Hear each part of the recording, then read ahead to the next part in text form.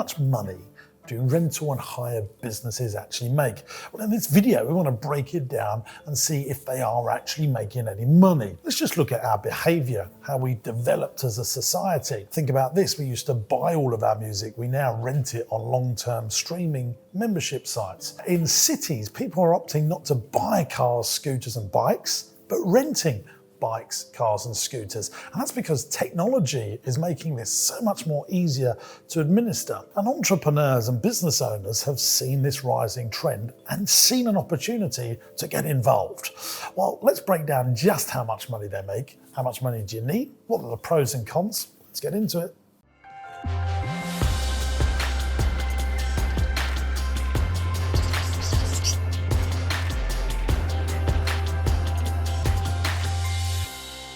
Now, all the ideas that I'm going to share with you in this video around rental and hire businesses are all born from personal experience. I've already had two adventures when it comes to rental businesses. Now, one adventure didn't go so well, but the other one was much more profitable. And I want to just tell you what you should and shouldn't do so you can avoid those pitfalls and be more profitable. Now, the first adventure that I had with a rental business was my party entertainment business. I would hire things out like props and bouncy castles. The big challenge in turning that into a profitable business is you start from zero each and every single month. See, people don't need to hire a bouncy castle from you every week. They hire that bouncy castle from you, and then if they're having a party next year, they might come back to you, but their children or themselves might have a different style of party. So no regularity of custom. And that was a big lesson for me because I would do a great job, but the customer just simply wouldn't need you again. So it was really hard to build up loyalty and traction. Now, fast forward now to the type of businesses I'm running. I'm doing rentals through my food services business. What does that mean? Well, a food services business might supply catering, ingredients and equipment to hotels, to restaurants, to leisure attractions, to schools or canteens. And they need ingredients and they need equipment to make that business tick. Well, that's where I come in. I would hire them coffee machines or ice cream machines or freezers, and they then need fulfillment of all those machines. They need to buy the coffee machines. They need to buy the slush syrup for the slush machines, or they might need to buy ice cream for the ice cream machines. So I really get two bites of the cherry here. I get a rental for the equipment, and then I get income for the consumables that go inside the equipment. And the real winner chicken dinner is the customers are much more loyal because they're using the equipment each and every single day and topping it up with consumables each and every single day. So we've got a much more loyal customer. The average transactional value could be every day. The average customer value is much higher,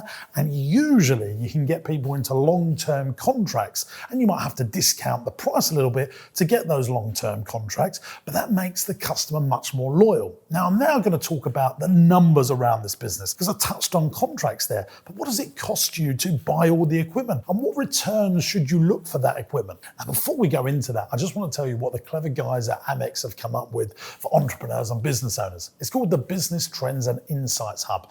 Really cool resources to help grow your business. Specifically on this, check out the 6 strategies for increasing revenue in your business. There's loads of other really cool information that will help grow your business. Now, there's a link in the video description. Go and check that out. Let's get back to the video.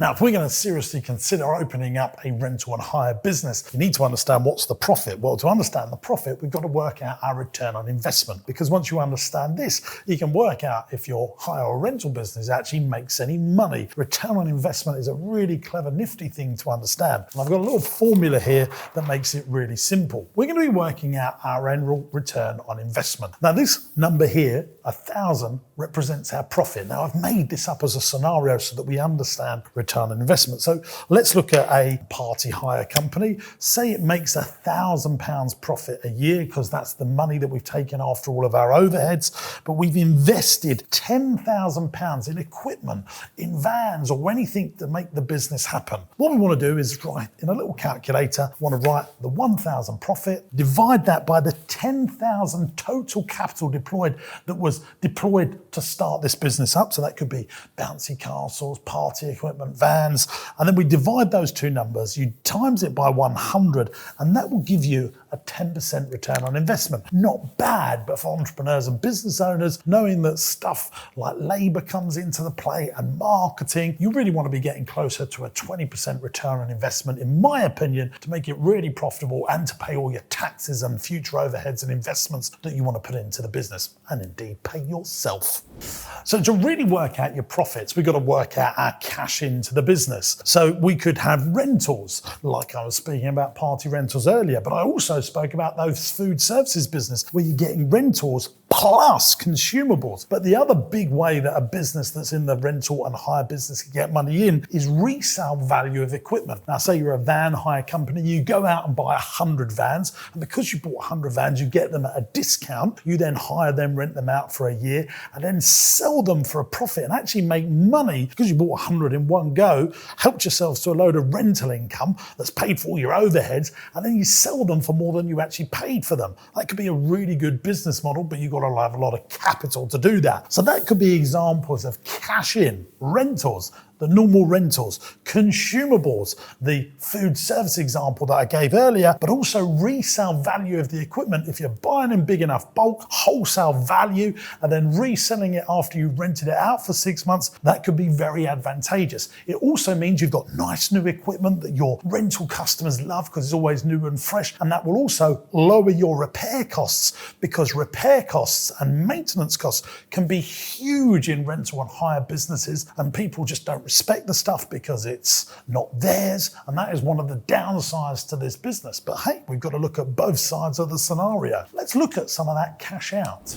Now, it could be things like your people. You're going to need a sales team, you're going to need repairs and maintenance. What about your capital outlay to actually buy the things that you want to rent and hire? Also, overheads would include the property that the business operates out of. Maybe you've got an office, maybe you've got a yard. Also, marketing. You're going to have to find customers to actually rent from you. Now, that could be third-party websites or even direct pay-per-click to bring customers direct to you. You're going to have taxes and repairs and maintenance. Now, they're all the examples of the cash out that you can have in this business. Let's look at some key examples in action here. Now, earlier in the video, I spoke about party and bouncy castle hires, and I always look for a key performance indicator in this business of getting my money back, my total capital deployed in 10 hires. So if I would buy a piece of equipment, say for £1,000, I wanted to rent it out for £100 10 times to pay that initial £1,000 worth of capital deployed. That was a really good indicator for me of how I priced my rentals, because if I was buying something for £1,000,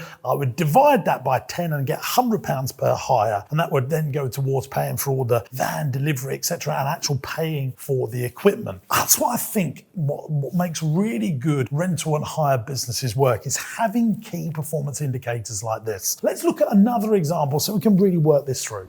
Now, we spoke about van hire earlier, but I want to break it down into the nuts and bolts of how this could really work, because there are other industries that work very similarly. You buy in big amounts, you're buying at wholesale value. Say you're buying a van at £10,000, but if you was buying it new, if you was buying just one, it might cost £15,000. But because you're buying 100, you get that wholesale market rate. Then your hire costs want to cover all of the operations of the business, all of the staff, the yard, the rents, the rates, all of that stuff. But also your depreciation of the vehicle. If you're buying a vehicle, it's depreciating as soon as it drives off the vehicle, and all the hires are causing more depreciation as every mile is clocked up. But you also want to create an operating profit. And this is before tax. You want to make an operating profit before tax. And then you make another cream of profit where you have the profit at sale. So you buy it for £10,000. You make an operating profit, you cover all your depreciation, and then you try and sell it for £13,000 6 months after you've bought it. It's a beautiful business model. Our hire and rental companies, when they're doing it at scale, can make money. Let's have a look at another example. Long-term rentals. Now, this could be property, holiday lets, for example, where you really want to understand that return on investment of total profit after paying your interest or your management fees, your marketing costs, dividing that by the total capital deployed, times it by 100, and you can work out your annual return on investment on long-term, for example, property and holiday lets. Here's a niche that I absolutely love. When you can hire equipment with a service included. Now, what does that mean? The best way of explaining this would be AV and PA equipment for corporate events. Say you have a big corporate event in a big city and you need the staging and the AV. You're going to need specialist technicians to look after all that equipment. And that's good news for you if you're hiring out equipment, because those technicians are looking after your equipment. They're packing it down. They're looking after it. Your customer is paying for the technicians. They're paying for the hire of the equipment, which means because the equipment's being looked after so well, it has incredibly good resale value. So I do like these sorts of hire businesses where you can add it with professional services, so you get 2 bites of the cherry in terms of profitability, and your equipment is being looked after, increasing the resale value. Let's have a look at SaaS products. This is software as a service, which is a huge rental business. You know, software is mainly rented now. Now, you could create a piece of software. There's a want and a need for it in the marketplace, both to direct to consumers and to businesses. It'd be a really cool business. Now, the downside is software is expensive to make with huge research and development costs. And you've got to make it for multiple different operating systems. So that needs to be bared in mind. But the really cool idea is you can make a piece of software. You can be based in London, in the United Kingdom, and sell it internationally, opening you up to many more marketplaces compared to a vehicle rental business that we spoke about earlier. Software as a service businesses are huge businesses around the world and should definitely be considered if you want to get into rental and hire businesses. If you've loved this video, make sure you like and subscribe to the Amex channel, and I'll see you in the next video to help grow your business.